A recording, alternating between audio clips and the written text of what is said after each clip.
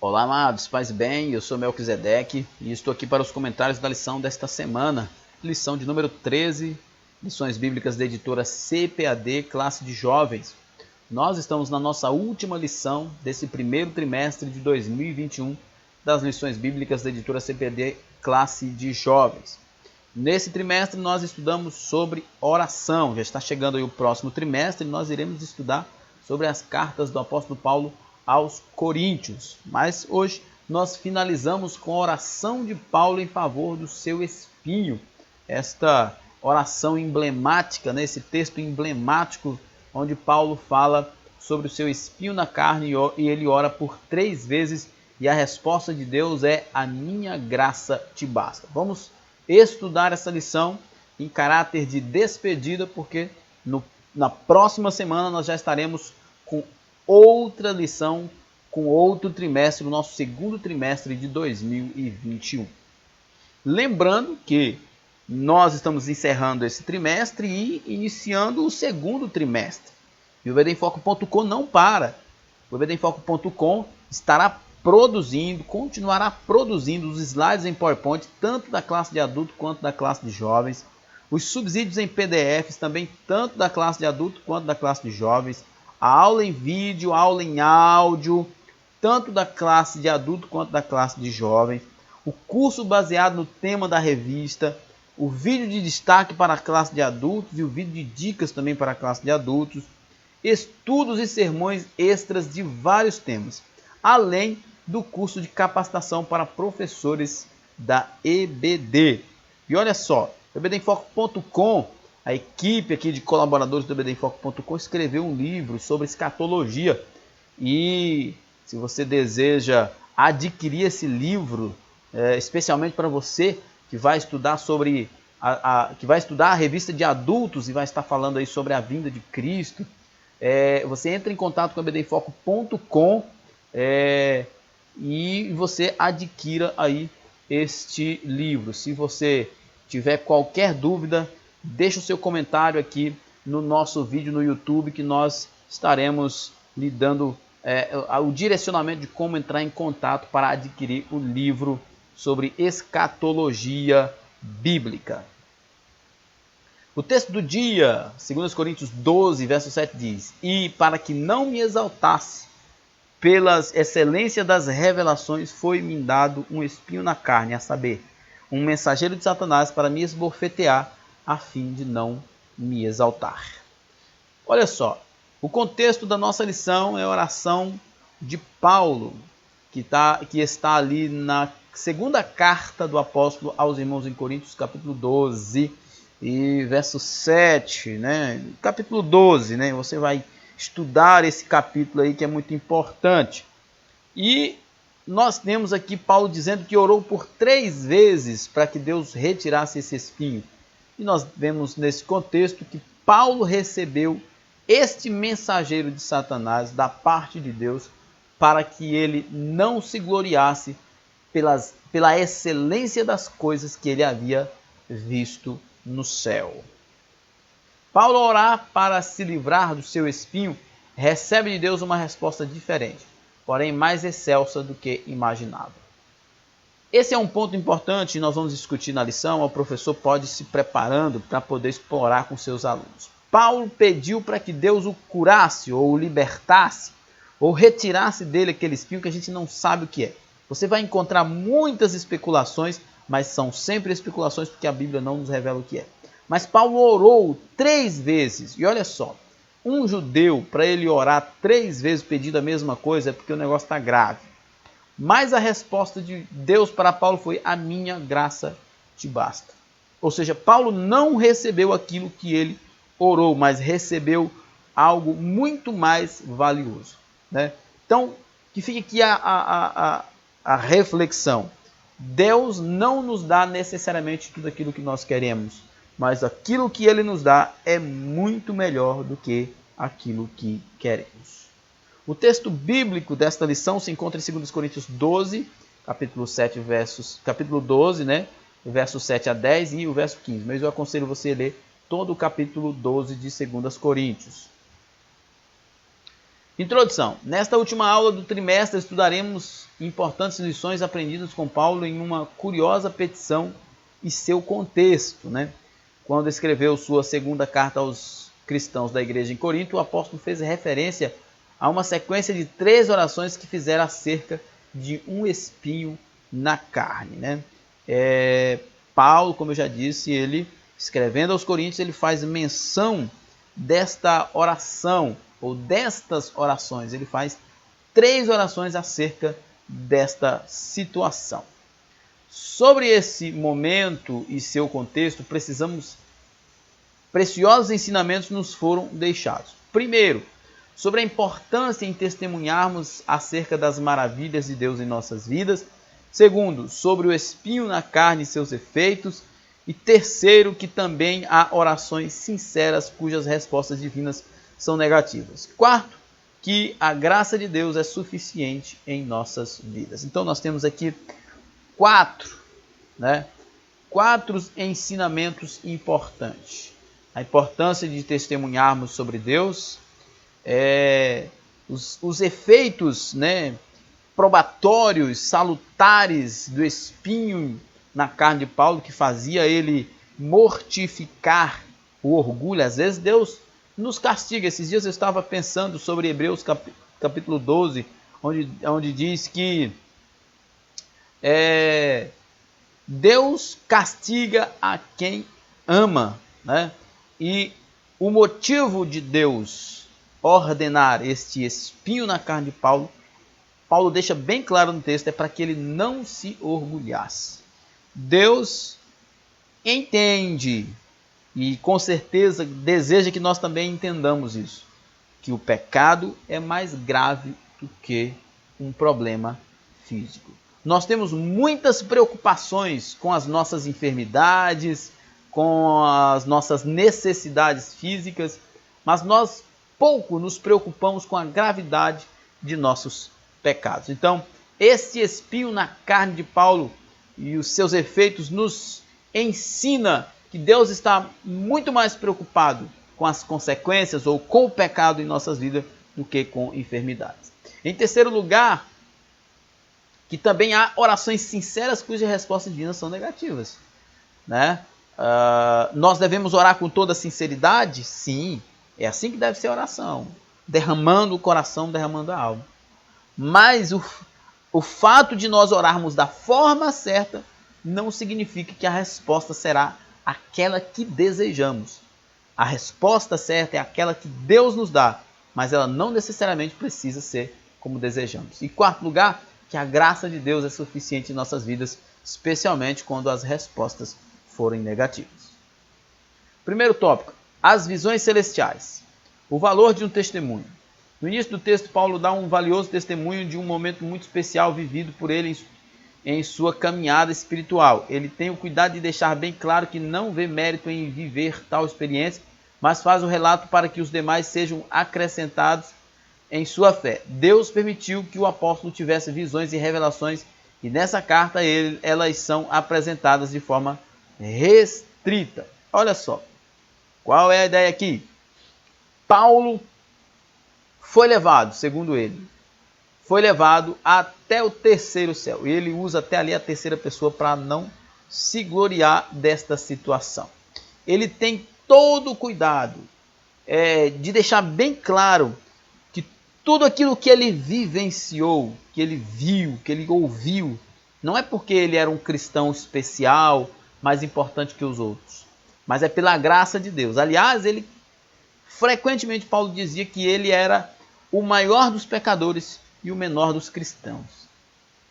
Já de início ele deixa muito claro que não poderá dar muitos detalhes acerca das palavras que ouvira, que por serem inefáveis não podem ser explicadas apenas sentidos. Essa experiência aconteceu provavelmente em Tarso, pouco antes da primeira viagem missionária, né? A gente não sabe necessariamente quando foi, onde foi que Paulo teve esta experiência de ir até o terceiro céu. Mas uma coisa que nós aprendemos é que o apóstolo ele tem a preocupação de falar sobre o assunto de forma que não gere um misticismo que as pessoas não transformem aquilo em um dogma, mas ele fala para poder explicar para os irmãos que as coisas do céu são inexplicáveis. São coisas tremendas que não dá para explicarmos. Paulo foi levado ao terceiro céu, onde está Deus, e durante esse momento ouviu palavras inefáveis. Palavras que ele não consegue dimensionar a grandeza delas. Essa é a ideia de palavras inefáveis. Palavras que não dá para dimensionar a grandeza, a importância do que ele ouviu. Possivelmente foram reveladas a respeito do Evangelho de Cristo e das glórias indescritíveis dos céus que estão reservados aos cristãos, né? É aqui uma especulação do comentarista. Esse breve testemunho da experiência sobrenatural de Paulo nos serve de grande incentivo à importância de compartilharmos com nossos irmãos as bênçãos de Deus em nossas vidas. Muitas das histórias que vivemos em nossa trajetória cristã podem servir de incentivo aos irmãos que também atravessam por grandes dificuldades, né? Paulo mesmo diz lá em Romanos que somos atribulados para podermos sermos consolados, para que com a mesma consolação que consolarmos possamos também, que fomos consolados, possamos também consolar, né? Ouvir que Jesus abriu uma vaga de trabalho ou curar um doente pode ser um bálsamo a alguém que vive a realidade do desemprego ou sofre uma doença debilitadora. Então aqui o comentarista está nos levando a raciocinar da seguinte forma, que falar das grandezas de Deus, dos seus feitos, do seu milagre, do seu poder miraculoso é importante para que outras pessoas também confiem nele. Esse testemunho levará a orar com mais fé em busca de sua vitória. É verdade. O inefável na vida do crente. Paulo conta em seu testemunho que ouviu palavras inefáveis, que com vocábulos humanos não se consegue descrever. Verso 4 do capítulo 12 de 2 Coríntios. Foi arrebatado ao paraíso e ouviu palavras inefáveis que ao homem não é lícito falar. Mas o que é inefável?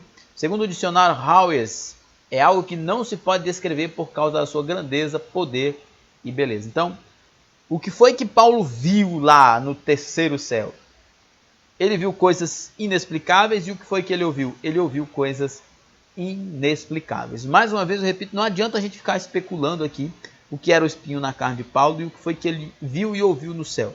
Ele viu e ouviu coisas inefáveis, indescritíveis, e só quando nós chegarmos lá poderemos saber. Possivelmente as visões e revelações que o apóstolo teve foram tão magníficas e impressionantes que qualquer definição humana jamais conseguirá descrever. Muitas vezes, os conceitos por si só são insuficientes para que possamos conhecê-los em total abrangência, né? Isso é verdade, né? Muitas vezes, os conceitos de algumas coisas não dá para explicar o que elas realmente são, e especialmente no contexto bíblico, né? No contexto metafísico, não dá para explicar. Quando a Bíblia fala lá que a folha da árvore da vida será remédio para as nações, que os muros são de jaspe, das ruas de ouro. Isso são palavras inefáveis, palavras que não se dá para explicar. São coisas inexplicáveis que nós só poderemos ter alguma clareza quando estivermos no céu. São momentos onde as palavras faltam, mas o espírito humano alimenta-se e vai além do poder da língua. O inefável produz o seu efeito através da experiência, mas o auxílio das chaves... O inefável produz o seu efeito através da experiência, mas sem o auxílio das chaves linguísticas, né? Perdão. Só para nós entendermos aqui. O inefável produz seu efeito através da experiência, sem o auxílio das chaves linguísticas. Ou seja, não adianta eu tentar explicar o que significa inefável. O máximo que eu vou poder dizer aqui é que é algo inexplicável, incalculável. E ainda que eu procure no original o significado da palavra inefável, mas se eu não conhecer verdadeiramente a Cristo, se eu não participar verdadeiramente da vida de Cristo, eu nunca vou saber o que é esse inefável, ter pelo menos um vislumbre sobre isso. Como explicar o inefável a quem não se permite sentir Deus? Torna-se muito complicado, pois tal conhecimento não faz sentido aos que não se permitem crer. Né? Aquela pessoa que está vazia da presença de Deus, sem a fé em Cristo, realmente não vai compreender estas coisas inefáveis. O batismo do Espírito Santo dado por Jesus Cristo é algo que pode até ser conhecido enquanto conceito e ter sua complexidade estudada por teóricos, mas só a sua experiência poderá realmente trazer a compreensão do que é esse batismo. Uma experiência inefável e tão necessária nos dias atuais. Né? Isso é importante. Por mais que se fale, por mais que se ensine, mas se você não viver isso, você nunca terá realmente a noção do que é. Experiências que edificam. Muitas vezes passamos por experiências que marcam a nossa história e nos fazem refletir acerca de importantes ações. Um exemplo disso está no texto que estamos estudando. Não há uma descrição acerca da visão, nem sobre o que foi revelado, muito menos uma maior clareza acerca das palavras inefáveis. Olha só. Não há descrição acerca dessa visão, né? Nós já falamos sobre isso. Nem o que foi que ele viu, nem o que foi que ele ouviu. Não dá para saber o que são estas coisas inefáveis. Tudo que nós tentarmos falar aqui ficará no campo da especulação. Então eu não aconselho que o professor gaste tempo nisso. Mas esse evento marcou profundamente a caminhada de Paulo, bem como as vidas dos incontáveis cristãos que tiveram acesso a esse relato ao longo da história. Né? Apesar de que nós não sabemos o que era o espinho, nós não sabemos o que ele viu lá no terceiro céu, nem o que ele ouviu, a verdade do céu ajuda a fortalecer a fé de muitas pessoas. Esse evento encorajou o apóstolo a aceitar com serenidade os sofrimentos que enfrentaria ao longo de seus anos de trabalho. Né? Tudo isso encorajou o apóstolo Paulo a permanecer fiel às suas convicções. Por quê? Às vezes a gente até brinca. Por que Paulo era tão convicto? Porque ele foi até o terceiro céu. Ele viu e ouviu coisas inefáveis. Tudo bem, isso é um privilégio que só Paulo teve. Mas a nossa fé, ela não é uma fé menos importante que a fé de Paulo. O próprio Jesus diz que bem-aventurados que viram e creram, mas mais bem-aventurados são aqueles que não viram e ainda assim creram. E o espinho recebido não o permitiu jamais se ensoberbecer com a grandeza do que experimentara. Foram experiências edificantes, né? O espinho recebido não permitiu jamais se ensoberbecer com a grandeza do que experimentara. Isso aqui é interessante, irmãos, porque nós buscamos santificação e crescimento, amadurecimento espiritual, isso é importante. Mas a nossa natureza é tão perversa, tão pecaminosa, que mesmo quando nós fazemos isso, eventualmente, nós podemos pender, né? Nos inclinar para o lado do orgulho, da vaidade. Deus age em nossas vidas, Deus nos abençoa, e nós, se não tivermos cuidados, acabamos partindo para uma vida de orgulho, o que é muito ruim. Quais episódios temos vivido? Que experiências com Deus estamos colecionando? Elas nos edificam ou nos frustram? Né? São palavras importantes para a gente falar, né? São perguntas importantes para a gente fazer. Quais episódios temos vividos, né? E que experiências com Deus estamos colecionando? Quais as experiências com Deus que você tem tido ao longo da sua vida cristã? Lembremos sempre de que tudo o que vivemos é envolvido em um processo, um trabalho diário, um constante aprendizado, em uma íntima relação com o Espírito Santo de Deus. Invista nesse relacionamento. Você quer experimentar grandes coisas da parte de Deus, então invista no seu relacionamento com Deus. Invista na oração, invista na leitura e meditação na palavra de Deus. Invista de verdade. Invista. O melhor investimento que você pode fazer para ter essas experiências com Deus é investir em um relacionamento de santidade com o nosso Senhor.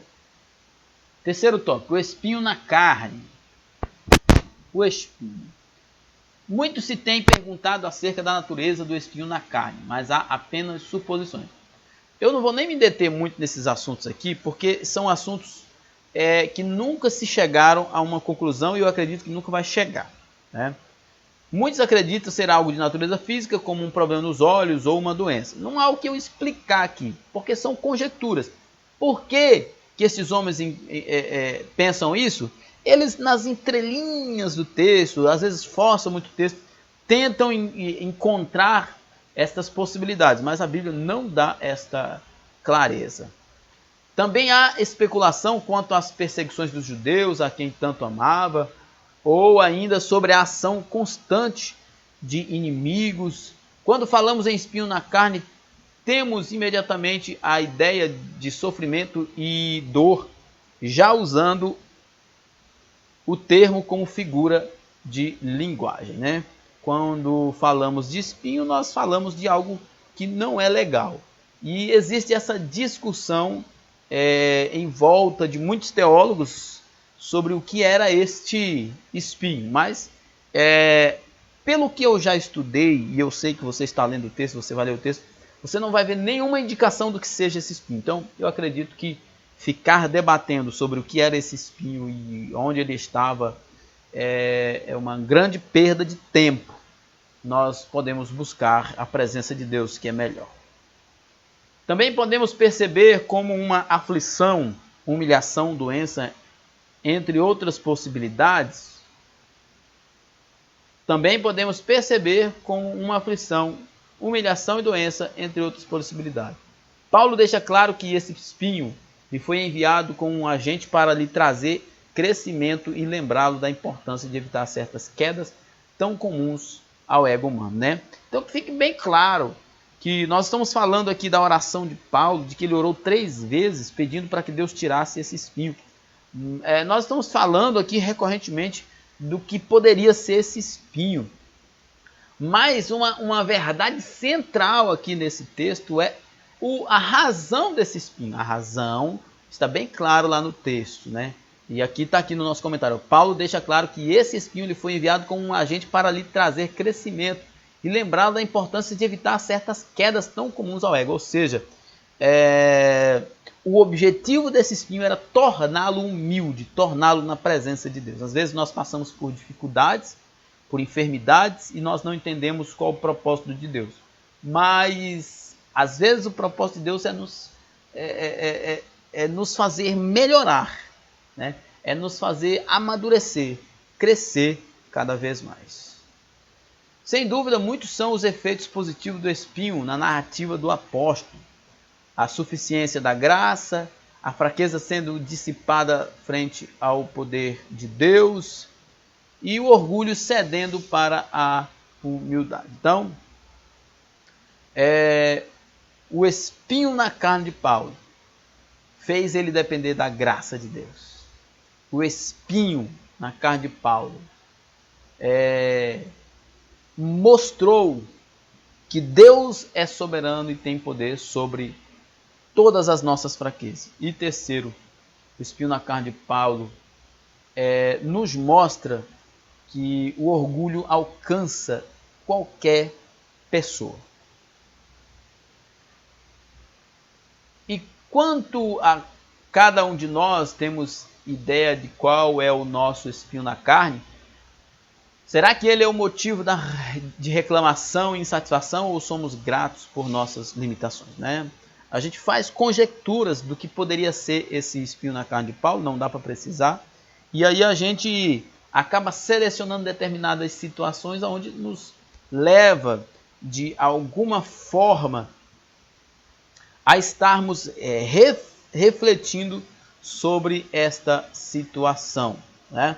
Como diz o texto aqui, e quanto a cada um de nós, temos ideia de qual é o nosso espinho na carne? Será que ele é motivo de reclamação e insatisfação ou somos gratos por nossas limitações, né? Temos que sermos gratos, porque assim Deus opera em nós. Que possamos depender de Deus e com sabedoria lidar com nossos limites, sempre declarando com o coração dilatado: Senhor, dependo de Ti, preciso da Tua graça. Tudo vem de Cristo, tudo é por Cristo e tudo é para Cristo. O crescimento. O espinho na carne do apóstolo fez ser mais dependente de Deus em tudo, buscar a orientação do Espírito, enfim, né? Nós temos aqui mais algumas evidências do processo salutar, do processo salutar, né? Do espinho, de algumas provações, né? O processo de cura, o processo de amadurecimento, enfim, nós precisamos aprender que dentro desse contexto de sofrimento, de enfermidade, de perseguição, tudo isso é Deus trabalhando em nossas vidas para que nós possamos ser mais fortes. Sempre que os desafios se apresentavam, ele saía mais fortalecido, né? Sempre que os desafios chegavam à presença de Cristo, sempre que esses desafios chegavam, né, a Paulo, não a Cristo, ele saía mais fortalecido porque ele havia compreendido que o poder de Deus se aperfeiçoava na fraqueza dele. Chegou ao ponto de, com serenidade, afirmar que sentia prazer em suas fraquezas, suas dificuldades e suas perseguições. Tudo por amor a Cristo. Esse prazer era fruto da certeza de que tudo contribuiria para o bem, né? Paulo, parece loucura, né? Ele diz que sentia prazer nas fraquezas, nas dificuldades por causa de Cristo. A convicção de Paulo é algo extraordinário, né, irmãos? Não dá nem... Como é que a gente vai explorar isso? Um homem que entendeu que quando ele reconhecia cada vez mais que ele era limitado, mais de Deus ele tinha. Isso é muito, muito complicado, eu sei, no mundo moderno, porque as pessoas têm a necessidade de serem capazes de fazer tudo, mas Paulo nos ensina que ele deixou tudo de lado, tudo para trás, para depender somente da graça de Cristo. Quando a fraqueza assolava o seu corpo, sentia-se forte em Deus e triunfante cumpria sua missão. E na fraqueza, é na fraqueza que o Espírito Santo nos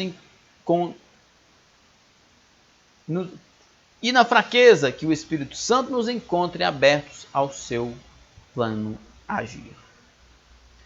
Quando estamos cheios de nós mesmos, não há espaço para a dependência divina e o orgulho nos impede de ver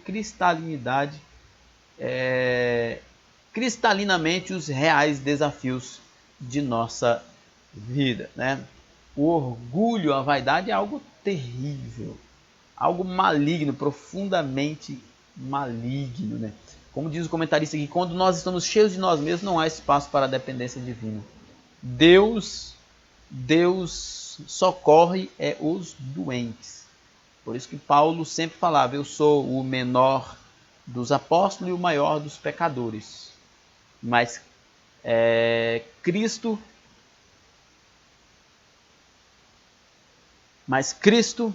o sustentava cada dia. Mas quando nos colocamos totalmente nas mãos do Espírito de Deus, ele age em nós. Vejamos alguns exemplos. Quem era Neemias? era um simples copeiro na corte do rei pagão. Mas nas mãos de Deus, Neemias foi tremendamente usado para a reconstrução, não só dos muros de Jerusalém, mas da identidade de um povo que já não tinha esperança, né? Deus usa quem Ele quer, quando Ele quer e na hora que Ele quer. As correções. Uma das formas de Deus nos aperfeiçoar é trabalhando as nossas falhas, né? Que aliás nós também devemos trabalhar essas nossas falhas. Eu sempre digo que nós deveríamos chegar em casa, deitar na nossa cama, colocar a cabeça no nosso travesseiro e fazer uma reflexão, né? Uma reflexão sobre tudo que nós vivemos. Em nossa limitação, o Espírito vai nos formando e criando novas maneiras de percebermos e lidarmos com os desafios diários, né? Nós precisamos confiar no Espírito Santo, porque, né, como diz aqui o comentarista, em nossa limitação, o Espírito vai nos formando e criando novas maneiras de percebermos e lidarmos com os desafios, né?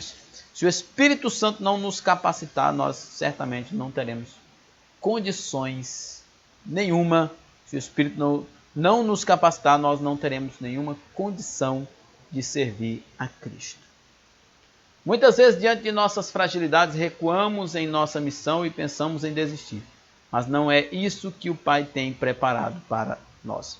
Quando Ele nos chama para uma missão, também nos dá as condições para tal. A missão é de Deus, eu sou servo de Deus e tudo que eu fazer, tenho que fazer para a glória dele. Quando Ele nos chama para uma missão, também nos dá as condições para tal. Deus não nos deixa desamparados. Ele sempre está cuidando de nós. Deus jamais vai nos deixar desamparados. Porém, há uma questão central nessa dinâmica. Será que nos permitimos ser trabalhados por Deus em nossas imperfeições, incapacidades, limitações, experiências e erros? Isso é uma questão importante, né? Em meio aos espinhos na carne, como reagimos? Eu estava lendo um texto de John Stott que diz assim, que o primeiro passo para a cura é admitir a doença, né? Será que nós estamos nos permitindo ser trabalhados por Deus em nossas imperfeições, incapacidades, limitações, experiências e erros? Será que nós estamos permitindo? Nós devemos fazer essa reflexão para nós mesmos. Conclusão. Como é precioso saber que nunca estamos sós quando servimos ao precioso Deus, mesmo em meio às muitas assustadoras dificuldades e intensas cores, o Espírito Santo, e intensas dores, melhor dizendo, o Espírito Santo nos consola, conduz e fortalece no amor de Cristo. Lembrem-se sempre do que Paulo diz, porque quanto estou fraco, estou forte. E o amor de Cristo em nossos corações que nos move e nos permite doarmos-nos em prol do reino de Deus. Façam isso e permitam-se ser bênçãos na vida das multidões que clamam por socorro. Nós chegamos então ao final do nosso comentário. Que Deus em Cristo nos abençoe. E até o próximo trimestre, segundo trimestre de 2021.